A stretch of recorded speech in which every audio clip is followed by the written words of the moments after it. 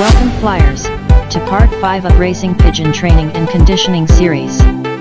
Let's get started where we left off at part 4. Efficient Training. Overview. Training is one of the aspects of pigeons that most likely will not ever be exactly the same every year. Though we may have a constant philosophy or method of training, there are far too many factors that make it impossible to train exactly the same way. Things that affect our training schedule are young bird seasons that start earlier and earlier, bad weather for several weeks, or conveniently enough, just on the days we have time to train. Bad tosses, hawk attacks, and sometimes family can affect our ability to train. When this happens, and our time is reduced, then it's time to shift to efficient training. What is efficient training? Efficient training is making the most out of the time that you do have to train. It's a matter of economics and it's a matter of convenience. Previous videos have dealt with the confident method, which I believe is the best. But, if push comes to shove and too many factors come into play to interfere with training, then we have to shift in efficiency mode. Here are some changes and suggestions to each stage of training. Roof training.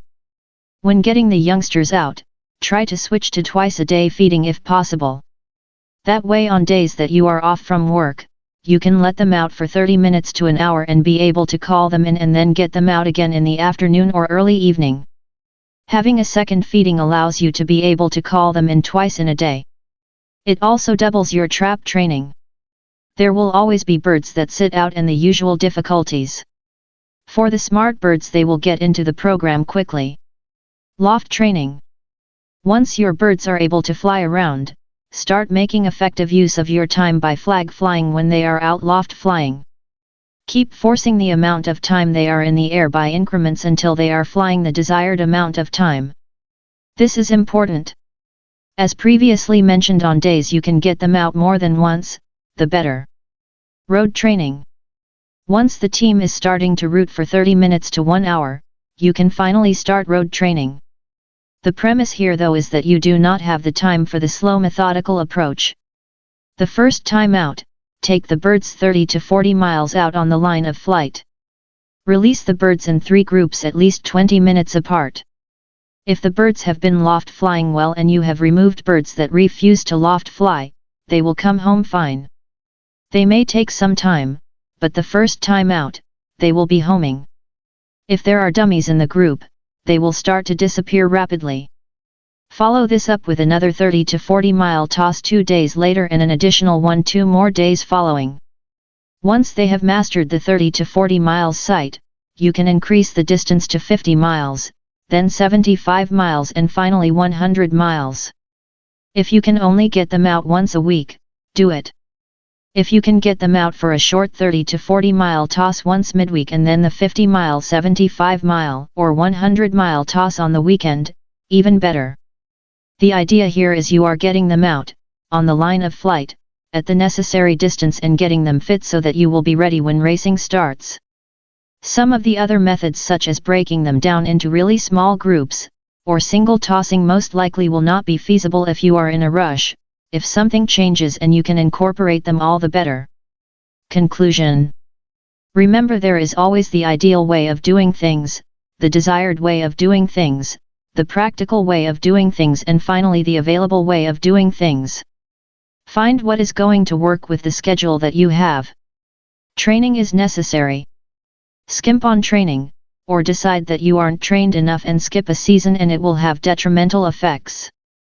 I have skipped seasons because I was too busy with work, family, etc., and then with the pressure of the race schedule removed, it is hard to stay focused and get those young birds down the road. If they do not race, they still have to train the same, otherwise, a few good ones will remain in the yearling season but most will be lost. Put the economics into play that you fed, medicated, and spent money on them for really no reason, and it just doesn't make sense. Train, train, train. The importance of record keeping. Record keeping is extremely important in race pigeons. Normally, when one thinks of record keeping, they think of the basic pedigree. Record keeping goes beyond a pedigree. Accurate record keeping allows you to establish a compilation of data. This data can then be analyzed to discover new things. Decisions can then be made based on data and not on theories or guesses. Breeding records. Breeding records are one of the most important records you will keep. Breeding records, though, when supplemented with other good record-keeping skills, can enhance a pedigree with accuracy. Breaking. What is breaking? Breaking is when a bird separates from a flock and heads out on his own course.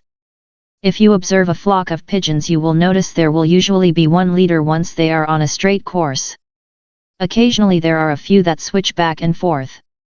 The question is, what are the other birds in the flock doing? They are following the leaders. When we talk about breaking, then, we are also talking about leading. Attempting to undo instincts.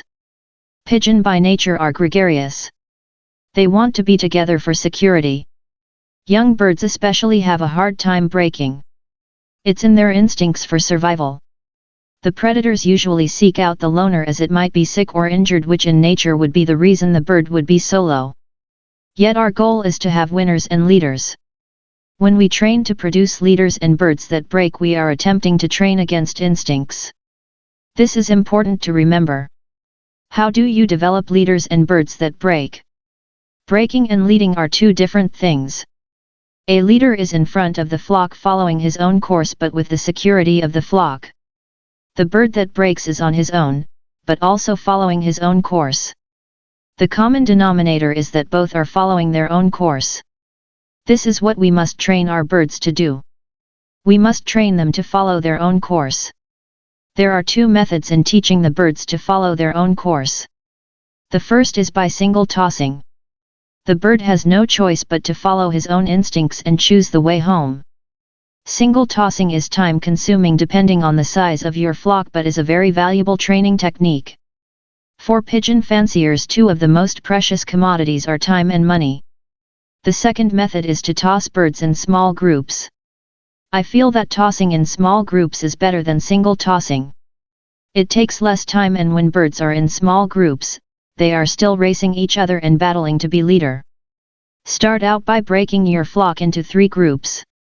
For that toss there should have been at least 3 leaders, often more, as the birds battle for the lead position. Later, you can break them down into smaller groups of less than 10 and eventually down to groups of 3.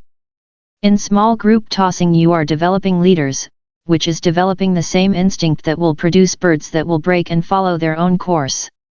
When tossing small groups or individual pigeons, it is important to make sure they do not get together into one large group. Often a flock may appear to go out of sight and eventually fly back over the release point 10 to 15 minutes later. One way to try to prevent this is to let the birds go at not only different time intervals but also at different distances. Choose the distance that you want to train from. Find a very close road that runs perpendicular to the distance. Let one group go. After they are out of sight, drive 1 to 5 miles and let another group go. Repeat until all the groups have been released. This may prevent them from grouping up into one larger group. Some experiences from small group tossing. Often when we have a training toss, we gauge the success or failure of the toss on how the birds arrive home. We are not able to see what the birds do between the release point and the arrival home. The only factor we can see and measure is when they arrive home and in what condition they arrive. When we release the birds as one large group, we have only one measure of how the birds trained. When I started tossing in smaller groups, I made some interesting observations. I would often toss my birds in 3 groups of approximately 12 to 20 pigeons each. I would record what time I released each group, how long it took for them to leave out of sight and what heading they were last seen at. When the birds arrived home, they had Taurus bands on and were also clocked by the computer if they arrived home before me. Sometimes, 2 groups would come home together, yet another group would come home in singles and doubles. Other times the last group released would be the first group home and the first group released would be the last to arrive. One group would make excellent time and another would take twice as long to get home. How do you end up with such different results when all groups were released from the same point? As stated before, we are only observers of the release and the arrival but not the dynamics of what happened between those points. My conclusions then are only theories, as they cannot be proven until one can observe the dynamics of the actual training flight. Here are my ideas on why we have such strange results.